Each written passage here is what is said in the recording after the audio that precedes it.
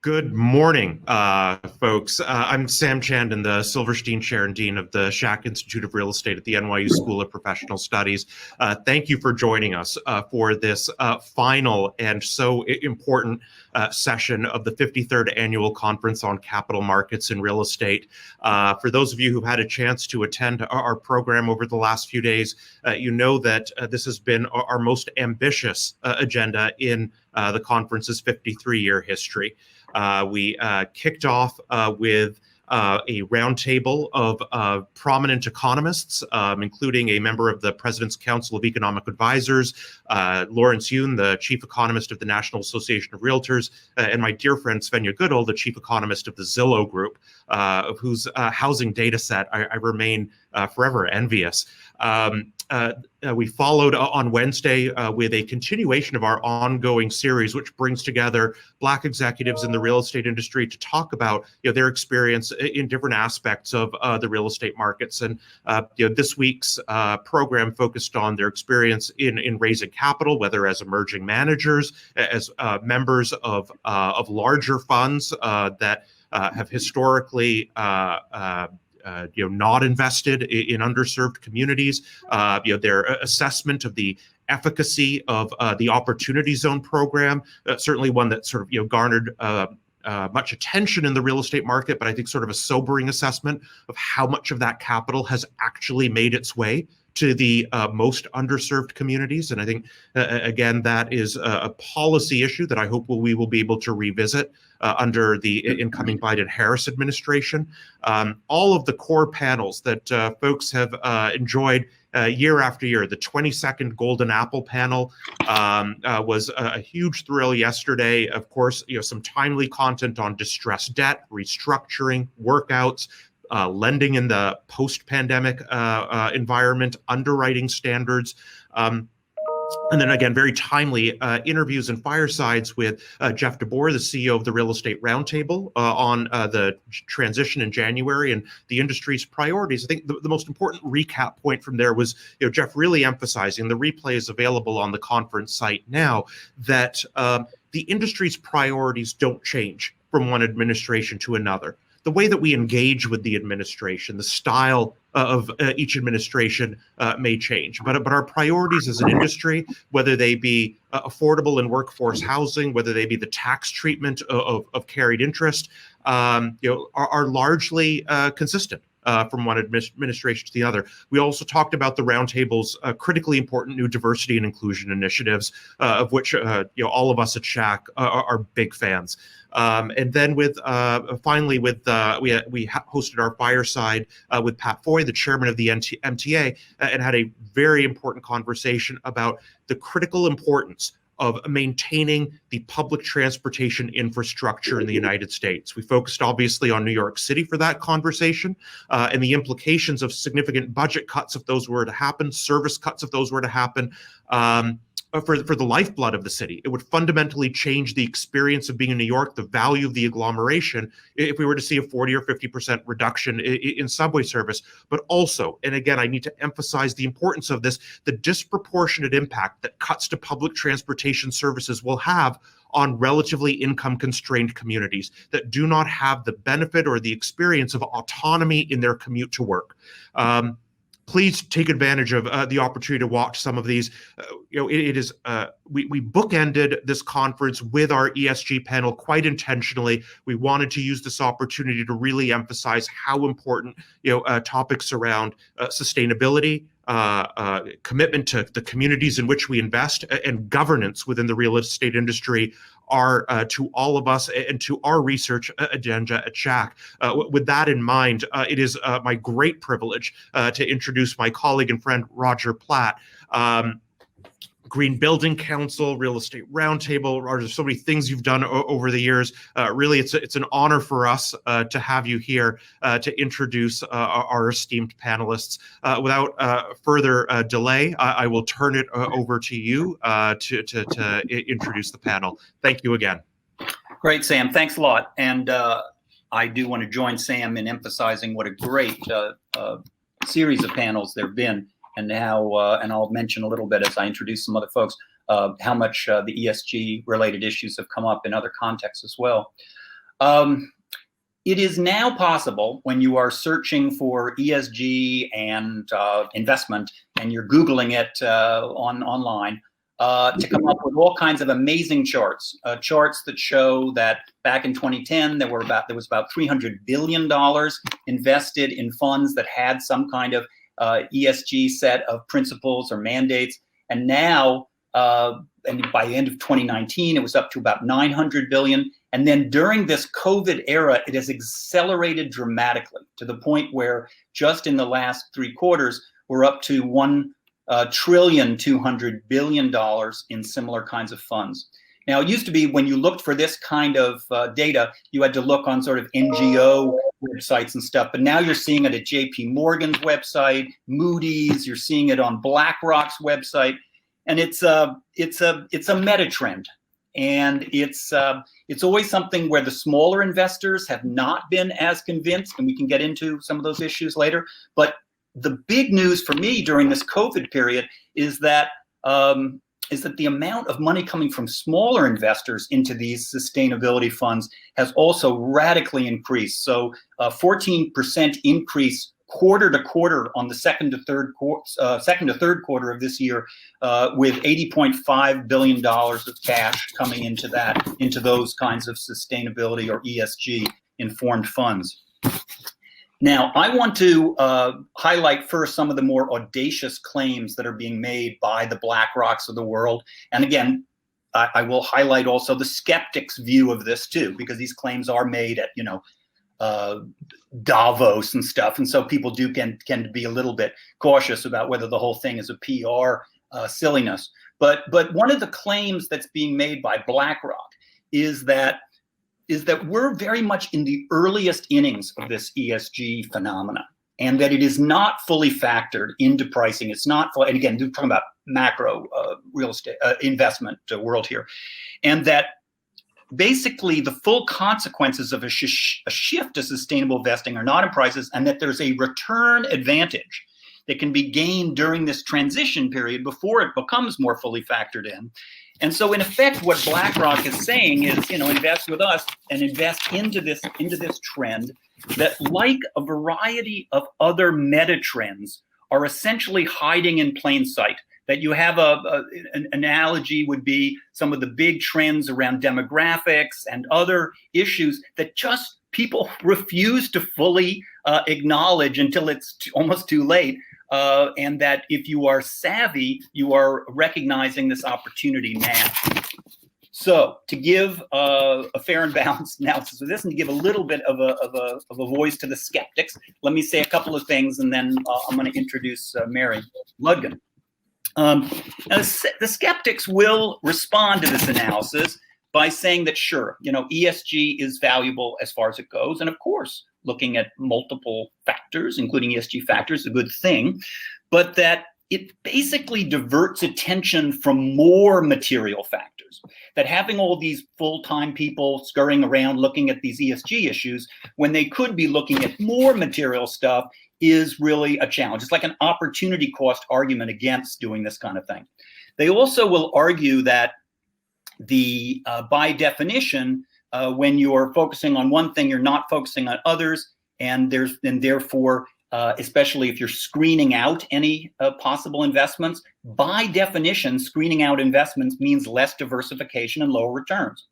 And they also will finally point out, and this might arguably be a little bit in competition with the other arguments, but still they will point out that even if you accept all of this, basically there's no need to factor in this because the market is so sophisticated, it has already factored in all of these important issues. So trying, against type, because yes, I worked at the U.S. Green Building Council for 11 years. I don't know that I'm going to be viewed as the most persuasive advocate for skepticism here, but I do think it's important that we have that reality check. And I do want to now, introduce my friend Mary Ludgin, who works at Heitman. And, again, you can read her bio. I like to do this a little more personally. You can read her bio, but the reality is that when ULI does these giant meta trends, meta discussions, with 2,000 people in the audience, they almost always have drag out Mary explain it all to everybody, because she has a great capacity to distill down complicated topics in a way that's very, very persuasive. And Mary, so let me ask you this, as you maybe can highlight some of the work that Heitman's done, where you're a principal, where you're on all the most important committees, etc. When people make the point that it begs rationality to say that somehow something's not factored in when some Goliath like BlackRock is saying that it's they're hardly a niche investment advisor, when they're saying that this is still not fully factored into pricing. What is your sense about the degree to which climate risk, which is one of the most highly or most commonly identified risks that ESG analysis can help assess, mitigate, help you navigate? What is your sense as to the degree to which climate risk is already fully factored in, fully mitigated, or whether there's more room to educate and identify the reality? Thank you, Roger, for that personal introduction and for setting this up so well. I'm going to speak from my purview. We're not a firm that runs ESG funds. We integrate ESG principles into how we invest on behalf of institutional investors. But I will tell you that climate risk was not being considered by the industry until the last 3 or 4 years, in the sense that my firm and ULI did a report on climate risk that came out in January of 2019. I got to present it to the ULI board. Chuck knows it well. Extremely smart, innovative people. The responses were things like, but if I factor that in, I could never buy anything. Or coastal markets are hot right now. We're not going to do that. That was a candid conversation. I'm not going to attribute names to those statements, but it is fair to say that an industry that tells its investors that it's underwriting risk was not underwriting the risk related to climate change until really recently. My own firm, it's pretty new to us. We were doing ESG things for the last 15 years, sustainability initiatives at every property that we bought, looking at it within our REIT group as to what were the principles that were being used, but it was not a factor.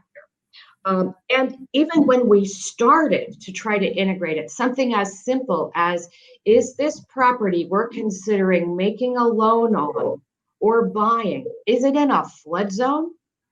First, we could check a box, yes or no, but we weren't certain that the data underlying that pure binary check was any good. FEMA maps, I'm talking to a New York audience, you might have some thoughts that would corroborate them, but it's my understanding that there are parts of New York City that were clearly flooded in Sandy, but that were not designated as a FEMA flood zone because there's some politics that would come into this. For example, the other thing is that FEMA is a big agency and maybe the flood zone map hasn't been updated. So that's just simple. To the rescue, Roger, came big data. And there are firms like, I won't attribute, but there are firms like the ones that we buy that can do a geocode analysis and give us a sense as to the existing risk at an asset based on actual experience, as well as a forecast of what's going to change ahead. Excuse me. We can do that now across factors like flood risk, sea level rise risk, wind risk. Wildfires have come into the database in the last 2 years as it's clearly a risk. Earthquake risk is tracked. That's not climate change related, but that can allow us to look at the basket of risks we would be taking on if we make an investment in a particular asset. We've been able to geocode and type the risks for each asset in our portfolio globally. So we can then look at a new investment and see what would it do to the risk profile of the fund, of the client, of the whatever. Sometimes we will proceed if indeed we have minimal flood risk in a portfolio an asset has more than some odd risk, if indeed it keeps the portfolio risk in that attribute below 15%, we might proceed, especially if we then make the decision to proceed with the asset in an underwriting. We're able to identify, is it a building like we had one in Phoenix that came up high on flood zone? Phoenix, flood? How does that work? Well, it turns out that snow melt ran right down the arroyo adjacent to this property. It was an apartment asset. The utilities were on the roof already. We proceeded with that. But doing this risk assessment allows us to do the best we can to underwrite this basket of risks. I'll add two more things to this. What we also do is to stress the cash flows. The expectation is that hotter summers, colder winters, which it's likely the climate change will cause, they're going to translate into higher operating expenses. This is an industry that runs on insurance availability and cost. Insurance pricing is annual, right? So you may have it today at a cost you like. What are the odds you have it in 5 years at a cost you like? And what is the possibility that there will be no insurance available, particularly in areas where the most pernicious of these risks, sea level rise, is available? And I'll end with one happy note. New York City, I went to college in New York. I love New York. But New York City has a challenge, 533 miles of coastline to defend. It will get defended, but what's the cost and how will that flow through to the taxes that someone is paying? Coastal market assets were, until the pandemic, priced most richly of all within the US and around the globe.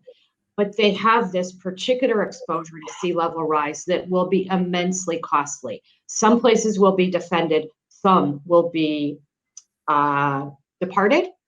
How about that as a concluding statement?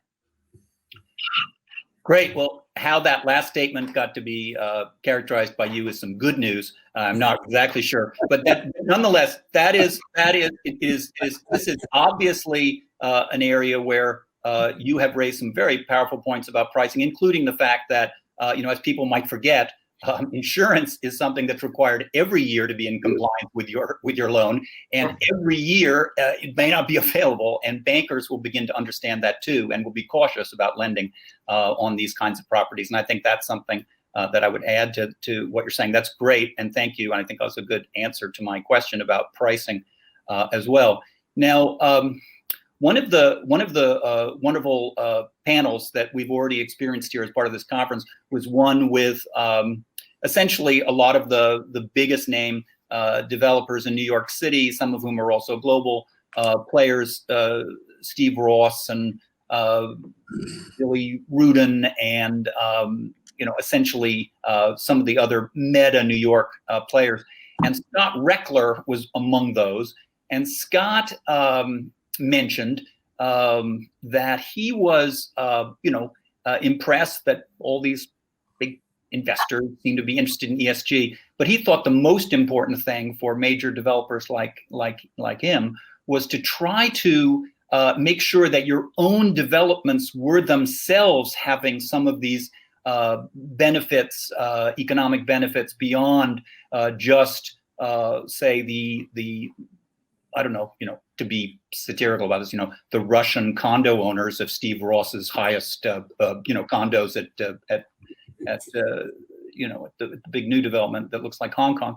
That is Hudson Yard. This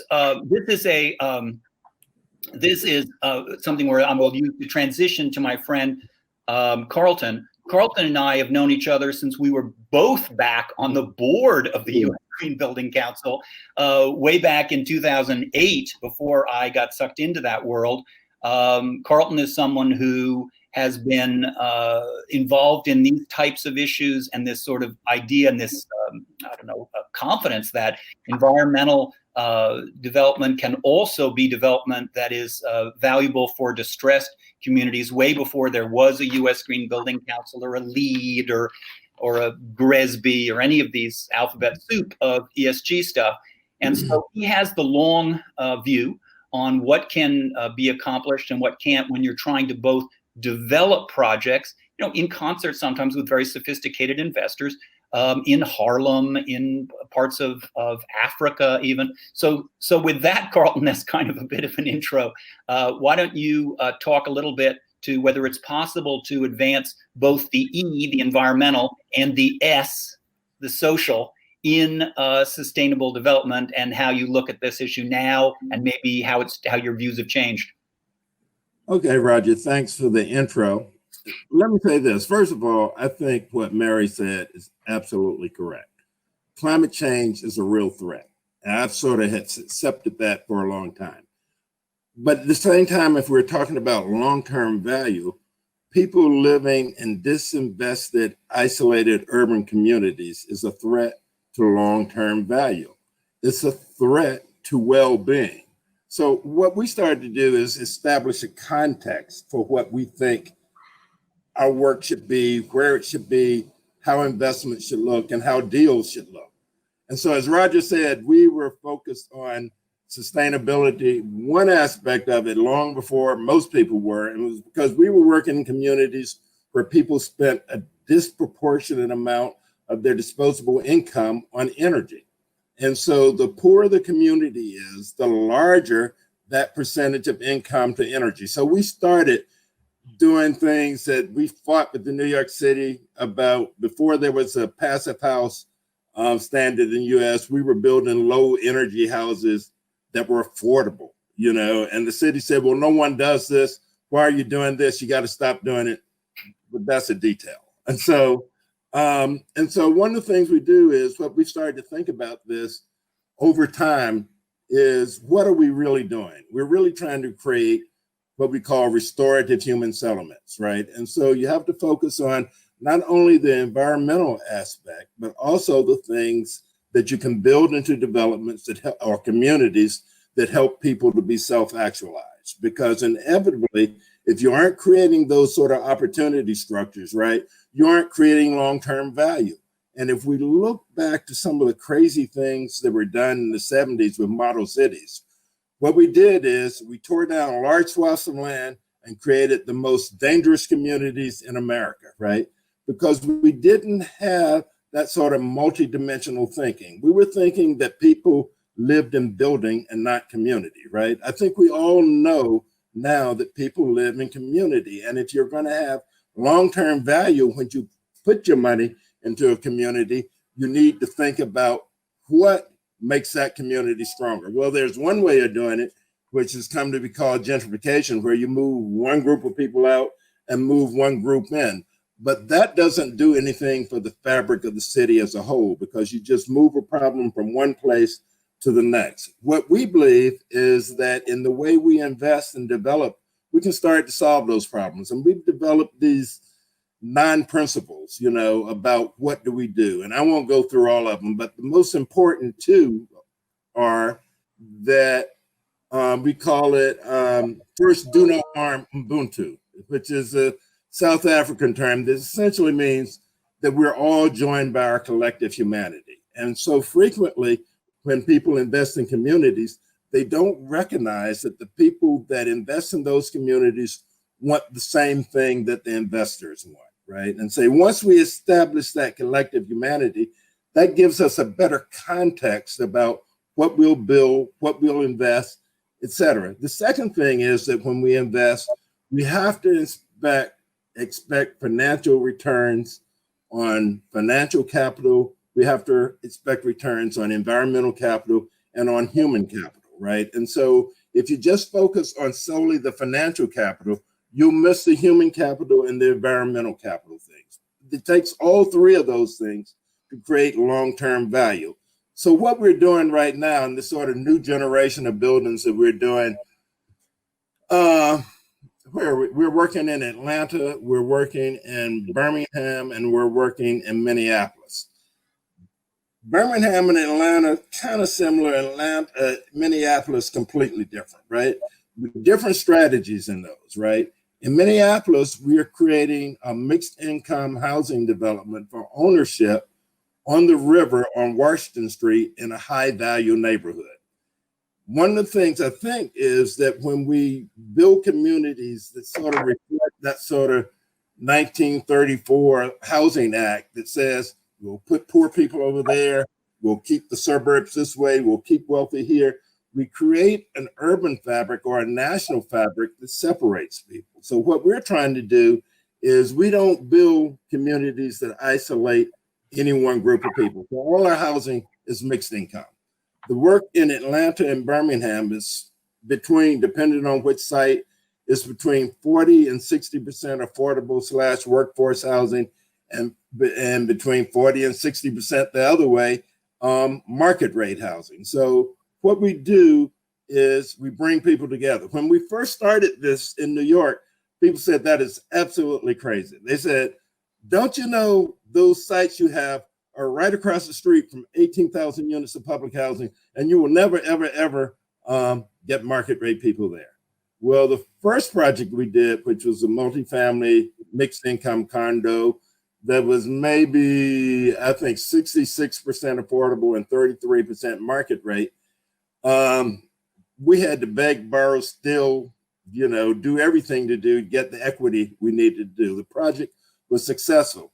The next project we did, Goldman Sachs Urban Investment Group was our partner, and they've been our partner for a while. And we have other investors from insurance companies, et cetera, because what we've been able to do is to demonstrate that you can do this. So we focus on these opportunity structures, right? In Harlem, we did street squash. Here in Atlanta, we're doing. Sorry. When you say street squash, I think you're going to have to identify what you mean by that, because it's not. It is what people might imagine it is, but others might not. Just say what street squash. Okay, Thank you so much. Street squash is this program that we built 8 regulations squash courts. It's indoors, first of all. They're regulation squash courts, 3 classrooms, a library, and about 300 kids that go to underperforming public schools and public housing come through there starting in 5th grade. And 6 years later, they graduate high school, which was not expected. They go into college, that was not expected, and they graduate. So what does that do?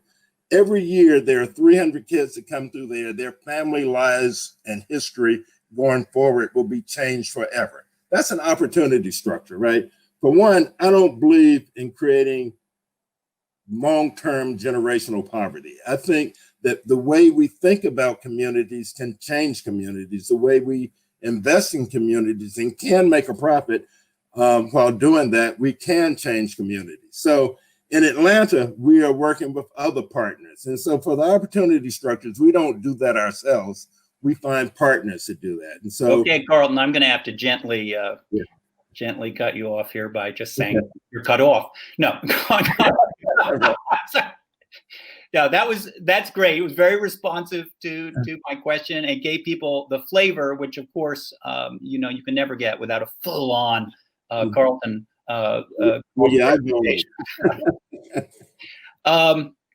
Let me move on to my friend Chuck. Chuck, who I've known back in the my real estate roundtable days, and who's also at a parallel world in a more high-profile way in this whole area of green and ESG meeting capital markets, and ULI, we've tried to be troublemakers on that issue with varying degrees of success. Chuck, so now you have this perch. You have again had all kinds of I guess if you did all of the assets under management that at various times you've had, it's a big number. But now you're CBRE Global Real Estate Investors. And, before that with Berkshire, you were CEO of Reef, Deutsche Asset Management. I guess I'm kind of curious, when you hear the other panelists and when you think about your customer base at CBRE, how do you, and just, customers, but how do you make the case to them that as part of your asset management, you're taking care of these issues, whether they totally understand them or not, and that you are doing it in a way that's adding value. How do you communicate to your investors about these issues? And just generally, what are some of your reflections on this issue now? Yeah, well, thanks, Roger. It's good to be here. I enjoy following panelists, especially when I follow people like Mary and Carlton, because they set the stage. Carlton, your passion is contagious, and generally speaking, and it's nice to be batting third behind both of you. I'll try to offer, I think, a very agreeable perspective in some ways, but maybe throw out a little controversy too while I'm at it. It's always worth it, I think, with these panels to make sure that we look at the other side of these issues. But as Roger knows, I'm squarely on the forward-looking side as it relates to sustainability and how important ESG is. I would say, Mary, this has probably been around for a lot longer than the last 5 years, but I would also agree that the level of focus has changed dramatically in more recent years for a lot of reasons, most of them good. And obviously, the winds of politics, the winds of capital markets tend to be challenges when you talk about something like this. And I liked your term, in plain sight a lot, Roger. And one of the things that we do talk to our clients about, and by the way, our clients are, as Mary's clients are, generally very sophisticated about this issue and have become more of the driver than the listener in the dialogue, which has been one reason why the market is finally starting to transform, because when those that provide the capital start talking about this being important, it's amazing how quickly people start to respond to doing something about these issues. So I would certainly say generally our clients don't need me to tell them what's important about ESG. They need us to tell them how we're going to translate that importance into action, but also satisfy the demanding sort of dual responsibility of generating attractive financial returns for them so that the value of their pension systems and endowments and retirement fiduciary responsibilities continues to go up, so that that conflict of green versus green continues to be real. But I think it's much more transparently debated. And I think Mary talked about big data.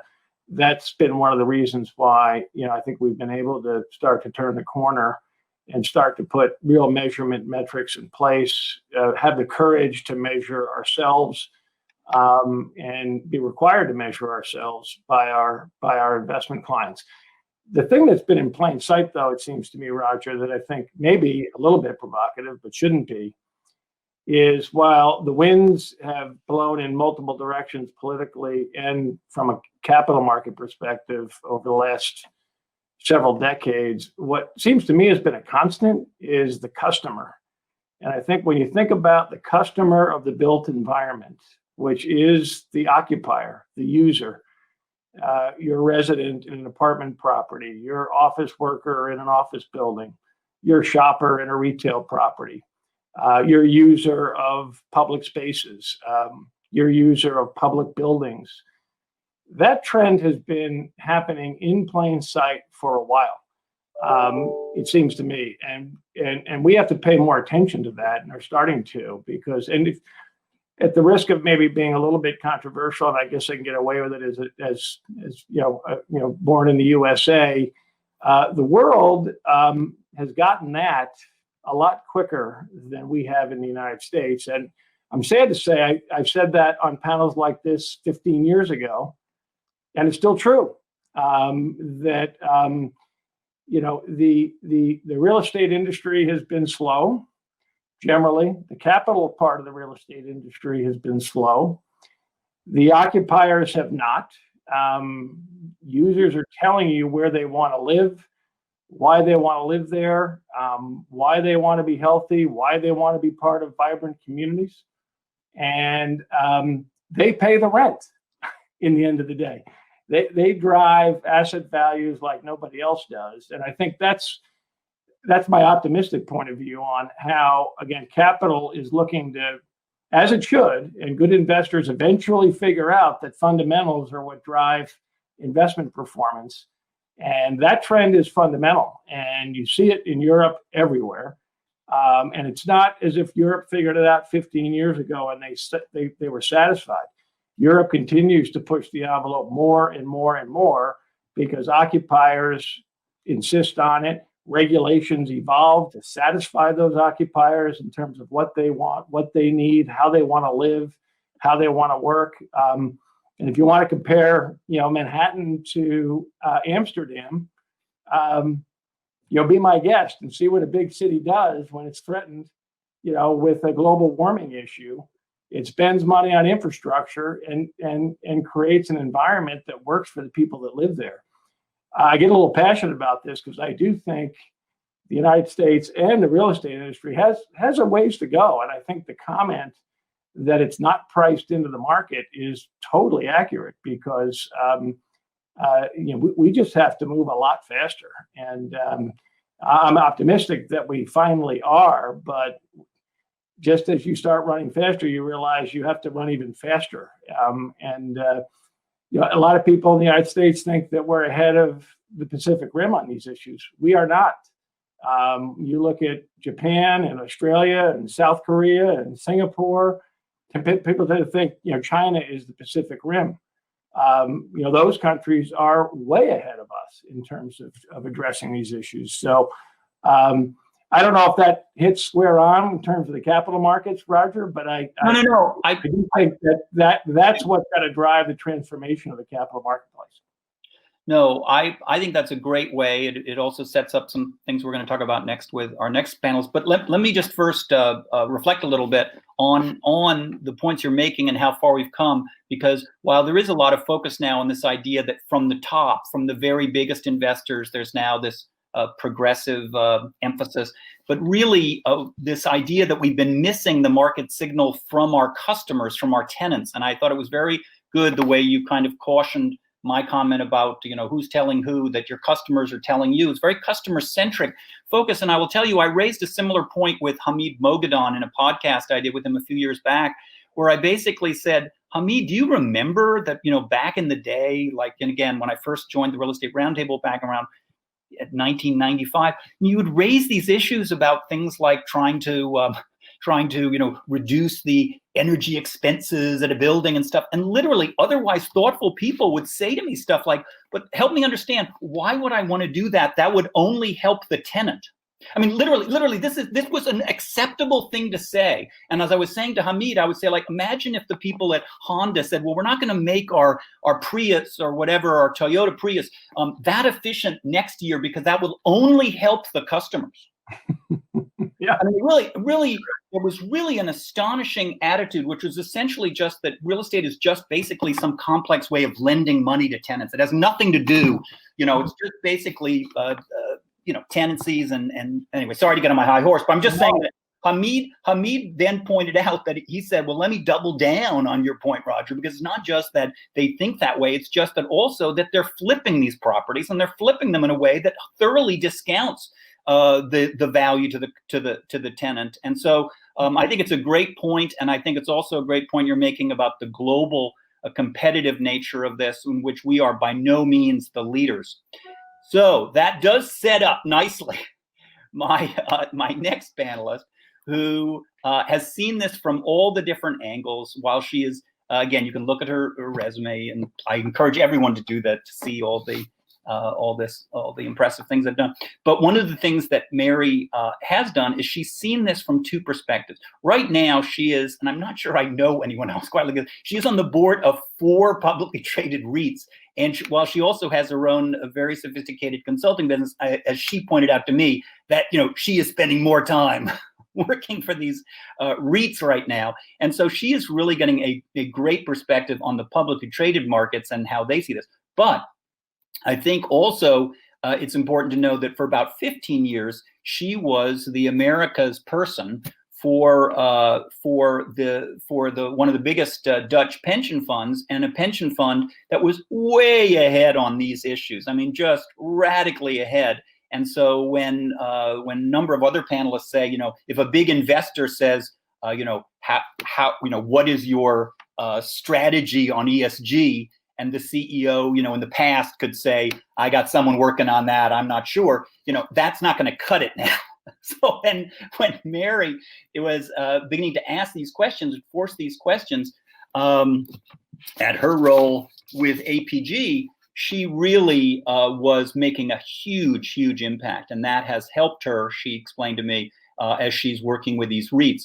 So Mary, there's a number of, you know, perspectives you bring to this, both from a little bit of being there in the future in with your Dutch pension fund, which I think is like one of the biggest investors in real estate in the world, and also looking at things from the standpoint of these REITs who, again, to quote Hamid Moghadam, are certainly accused sometimes of very short-term mindset on some of these issues. So how does it differ? You know, when you were looking at this from the standpoint of APG, when you were looking at publicly traded real estate versus private, and just what are some of the reflections from your experience on this exciting journey that you were on early?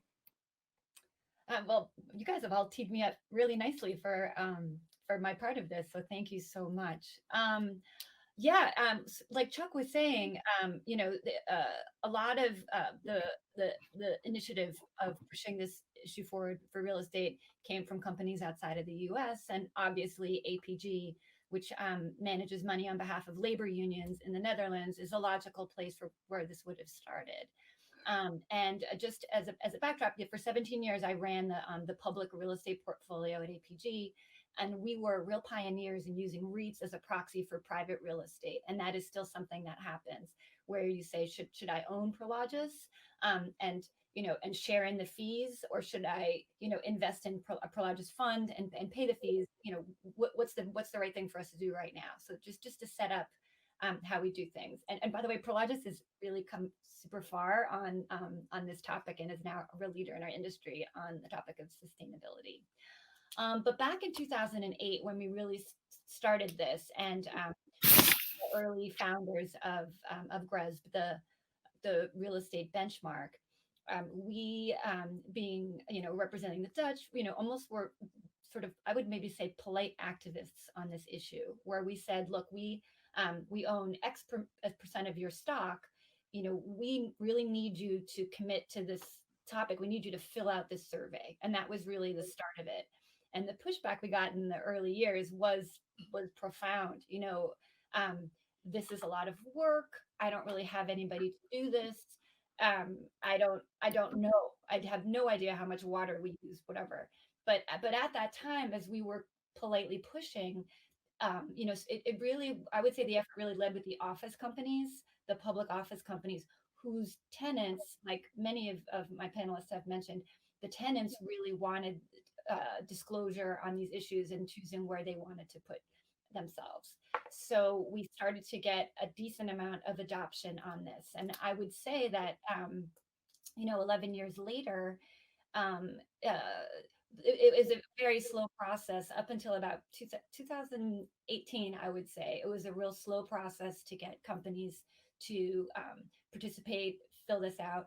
I think that all those companies are so thankful to APG, honestly, right now, because that portfolio of companies are really all the leaders in our industry in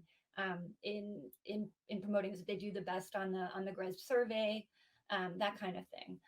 But it's interesting. Sorry, for people that don't know this GRESB thing you keep referring to, can you explain that in very simple terms? I can only explain it in very simple terms, actually. It basically is it's an extensive survey that evaluates a ton of metrics about what your water usage, your carbon footprint, how do you accommodate electric cars, and it goes all over the place. And it was the first instance of a benchmark that you could compare companies on their relative the relative sustainability. And as Mary was saying, that process is evolving right now with a much more sophisticated approach using AI and other kinds of technology. But that was all we had, for a very long time. And now, and then fast forward to what I do now, and I'm sitting on several boards. This has gone from being, something that maybe gets discussed, once a year to something that has to be discussed every quarter. And I think I wouldn't be surprised in the next 5 years to see investors demanding disclosure on the frequency of these discussions in the boardroom and who's responsible for it. And the interesting thing in the public real estate world is it's what's happening right now is it's gone from being just not quite a check the box, but kind of a check the box to make APG and other investors happy, and to really excelling at it. And, it's been very difficult to where we are, but you can look at a lot of the things that companies have achieved as somewhat low-hanging fruit. And so it's becoming just a lot more sophisticated, and you're seeing multiple, companies hiring multiple people and maybe teams. So companies have gone from, like I said, filling out the survey to really, I think now they understand the importance. They are managing that understanding and looking for ways to improve it. So it's a great time to be in this business. Okay, well, great. Well, obviously you were back early on when people were raising their eyebrows at what they viewed as some crazy German Dutch questionnaire from hell. And now you've got a situation where people are professionally doing this work, and the CEOs themselves are talking about it as though they are interested in it, and they have to be interested in it because their investors are interested in it. And I do think that that's a big shift. That's a big shift from the time when CEOs could say, I've got someone who's, till last year had his or her name on her shirt and worked as the building engineer, who apparently, I would hear these things like, apparently my person won some Energy Star thing. They wouldn't even know the person. It literally was that disjointed from the CEO. But now the CEOs are searching for the person who came into their office and pitched them on some ESG GRESB thing, and the CEO told them they're crazy. Who is that guy? Can you bring that person back into my office? Because I'm about to get on the phone with this very sophisticated investor. And it's not just anymore the APGs of the world, but it's big U.S. investors too that are jumping on this. So I think from our panelists, we've gotten a very good sense for the E and the S. I don't know if any panelists want to weigh in a little bit on the governance issues, or, again, to the extent it comes up in the way that you're thinking about how you communicate your governance structure or to your investors. Is there anyone who wants to take that? If not, I'll just emphasize that the governance piece of it is another important piece of it, and honestly, it also goes to this question of how responsive you are to your different constituencies. So if you have, the tenants are a constituent, the investors are a constituent, but honestly, so is the general public. And one of the things that Jeff DeBoer said in his presentation is that he said that he thought that in terms of finance and treasury policies that we could expect some greater emphasis or some regulatory push toward more ESG, related matters. And I think, notwithstanding the Wall Street Journal's opinion page, and also some other, and the Trump administration that's trying to make it a breach of your fiduciary duty to do ESG related analysis, I don't think that's going to last long. So with that, I think we're close to concluding. I don't know if anybody has some final thoughts, either from what they've heard from the other panelists, or something that can definitely qualify as positive, because I do think there is a lot of progress on this issue. Just a tremendous amount of progress, and I think we're at the early innings of a lot of it. We're certainly in the very early innings, I would argue, notwithstanding Carlton's 20-year history in this. I'd say we're in the very early innings of the social equity piece of this. But progress is very evident to me. I would say, Roger, the governance comments you made are an important way to underscore that, right? Because to me, the G is sort of the mortar between the bricks of the environmental and social elements of ESG, right? Without the right governance that's wound into these issues, that walks the walk in terms of diversity, that walks the walk in terms of that connectivity to the C-suite that you talked about, right? That there's a full ownership through the G side of this thing. And I agree with you. There's a lot of reasons to be optimistic about how far we've come in that area. We've just been joined by Professor Brodsky of NYU, who was one of the founders and early drivers of the Energy Star program about 20 years ago, since then doing much more impressive global research type of work. But do you have some final thoughts, Stuart, as we close this session here? Yes, good morning. Well, thank you, everyone. First and foremost, I wanted to thank everyone on the panel and Roger for his leadership in putting this together. It seems to me that we recognize the early efforts in sustainability and ESG, as Chuck put it, we're very customer focused, and we need to remember that these are our occupants are our customers, and they are continuing to be drivers, while at the same time we have these institutional investors who are becoming increasingly sophisticated and looking for actionable information, actionable data. Sometimes the data is there, it is increasingly there, but I think we still have a long way to go, and recognize that some of our overseas competitors are further along than we are. So with that, we can wrap it up. I just wanted to again thank everyone, and thank you for your support of the Center for the Sustainable Built Environment at NYU Schack Institute of Real Estate, where we do this work and where we convene panels and look at the opportunities to advance sustainability across the marketplace. All right, Professor Brodsky, thank you. And thank you to all the panelists. It's been a wonderful session, very lively, and just full of good friends talking about something that they're passionate about and very incisive about as well. Thanks so much.